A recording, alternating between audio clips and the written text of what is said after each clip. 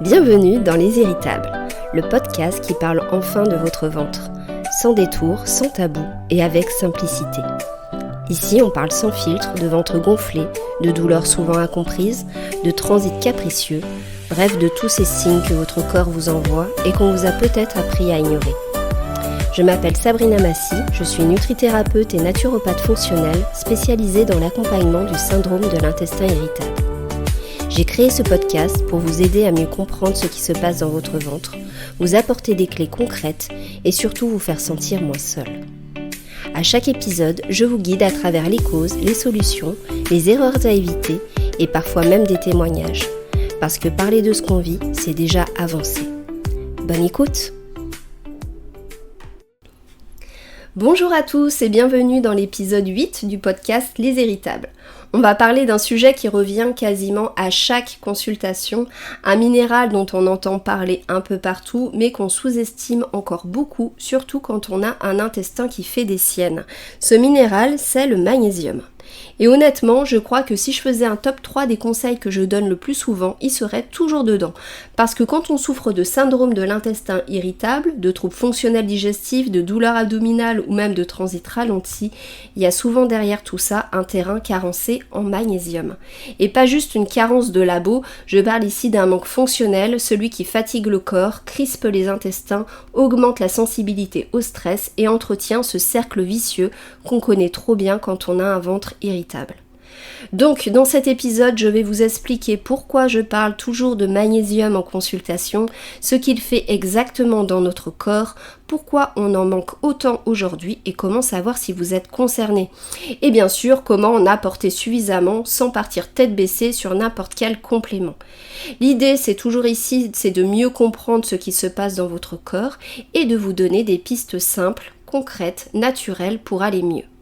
Installez-vous bien, on démarre.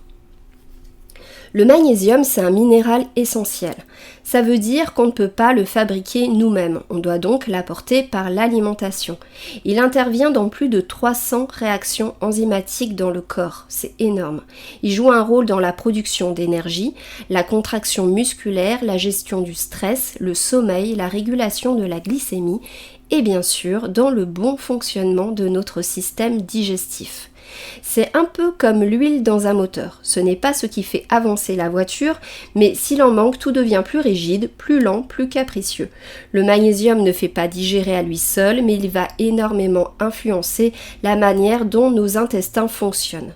Il calme les spasmes, soutient le système nerveux, favorise un bon péristatisme, régule l'inflammation. Et ce qui est intéressant, c'est qu'il agit à la fois sur le système digestif et sur le système nerveux. Et on sait à quel point les deux sont liés, surtout quand on parle de l'intestin irritable. D'ailleurs, on l'oublie souvent, mais 70% de notre magnésium est stocké dans les muscles, dont les muscles lisses de l'intestin. Donc quand on est tendu, stressé, en manque de magnésium, ça se ressent aussi là. Quand je reçois des femmes en consultation, parce que c'est quand même majoritairement des femmes qui viennent me voir, je remarque très souvent un terrain commun. Elles sont fatiguées, stressées, avec un mental très sollicité, parfois à fleur de peau. Et en même temps, elles décrivent des troubles digestifs fonctionnels. Ballonnement, douleur, transit ralenti, sensation de douleur, intestin qui vit sa vie, comme elles disent. Et très souvent, ce que je perçois derrière tout ça, c'est un système nerveux tendu qui garde tout en tension. Et le magnésium, à ce moment-là, c'est vraiment un allié clé parce qu'il permet de relâcher les tensions, de décrisper, de redonner un peu de fluidité au corps. Il y a aussi cette notion d'hyperréactivité intestinale. Certaines personnes me disent j'ai l'impression que tout me fait réagir ou je suis devenue hypersensible à plein d'aliments. Et ça c'est typique d'un intestin irritable mais aussi d'un système nerveux hypersensible qui n'a plus de tampon. Et là encore le magnésium peut faire une vraie différence. Il ne va pas tout régler à lui seul bien sûr mais c'est souvent un des premiers leviers que je propose.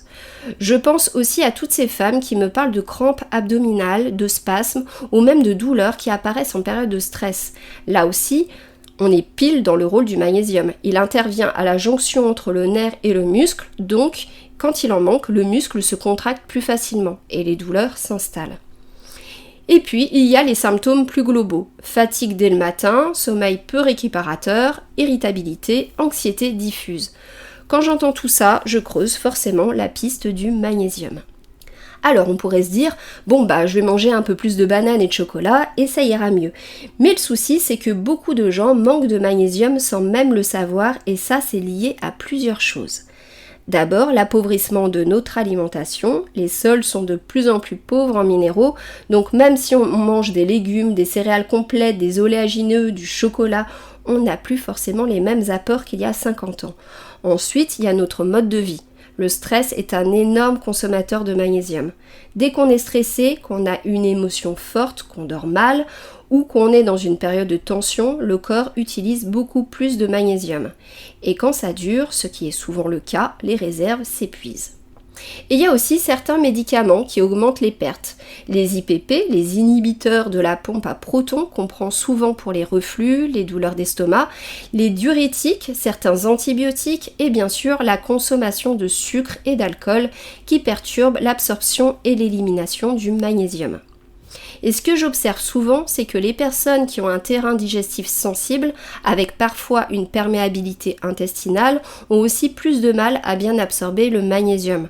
Donc on peut en consommer, mais ne pas vraiment en profiter. C'est pour ça que parfois la seule alimentation ne suffit pas et qu'il faut envisager une complémentation ciblée, au moins pendant un temps. Alors forcément, on me demande souvent, mais comment savoir si je manque de magnésium ? Déjà, les prises de sang classiques ne sont pas fiables. Elles mesurent le magnésium dans le sang, mais le sang ne contient qu'environ 1% du magnésium total de notre corps. Donc on peut avoir un résultat normal sur la prise de sang et pourtant être en manque au niveau cellulaire. Moi, ce que je regarde surtout, ce sont les signes cliniques, les petits signaux que le corps envoie, et il y en a plein, je vais vous en citer quelques-uns, voyez si certains vous parlent.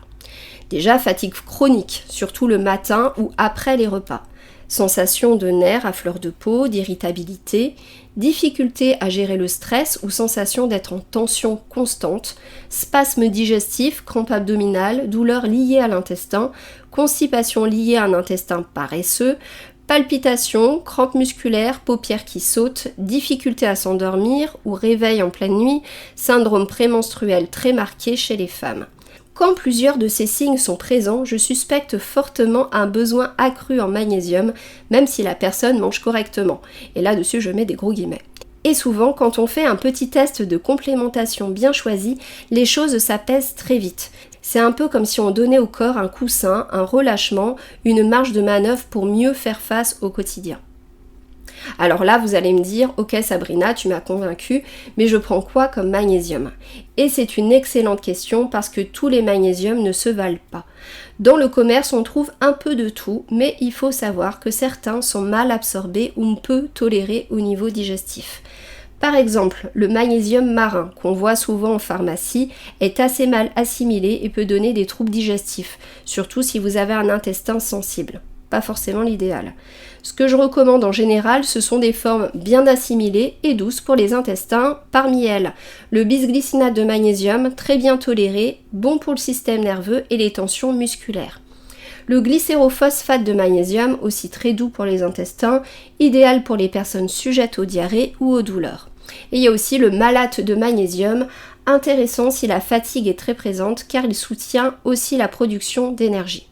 Ce que je déconseille, ce sont des formes oxydées, chlorure ou sulfate, qui peuvent irriter ou faire courir aux toilettes, donc comme le fameux magnésium marin.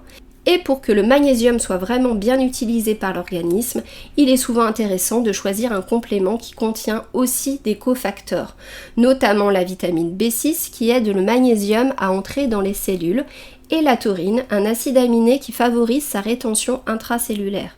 Ces deux-là travaillent en synergie avec le magnésium et leur présence peut vraiment booster l'efficacité du complément. Donc si vous voyez bisglycinate de magnésium plus B6 plus taurine sur l'étiquette, c'est souvent un bon signe. Et puis, il y a aussi la question du dosage. Tout dépend de votre tolérance et de votre niveau de carence, mais souvent on commence entre 300 et 600 mg par jour et idéalement répartis dans la journée, donc matin, midi et soir. Et attention, si vous êtes sous traitement ou si vous avez une pathologie particulière, demandez toujours conseil à un professionnel avant de vous supplémenter. Alors si je résume un peu tout ça, le magnésium ce n'est pas juste un complément de plus, c'est un vrai allié du système nerveux et du système digestif. Surtout si vous êtes de celles ou ceux qui vivent sous tension, qui digèrent mal ou qui sentent que leur corps est à cran. On en manque souvent pour plein de raisons, l'alimentation appauvrie, le stress chronique, certains médicaments, et les signes d'un manque ne sont pas toujours évidents au début, mais ils s'accumulent. Fatigue, spasmes, troubles digestifs, irritabilité. Ce que je vous invite à faire, ce n'est pas forcément de courir tout de suite acheter un complément, mais d'observer vos signaux, de vous demander est-ce que ça me parle, est-ce que je me reconnais dans ce que je viens d'entendre, et si oui, ça peut valoir le coup d'en parler à un professionnel ou de tester une petite cure bien choisie pour voir comment votre corps réagit. Et évidemment, si vous avez besoin d'un accompagnement personnalisé en micronutrition pour faire le point sur votre terrain, sur vos symptômes et poser un vrai plan d'action pour aller mieux, je suis là pour ça. Vous pouvez prendre rendez-vous avec moi directement via le lien en description de l'épisode.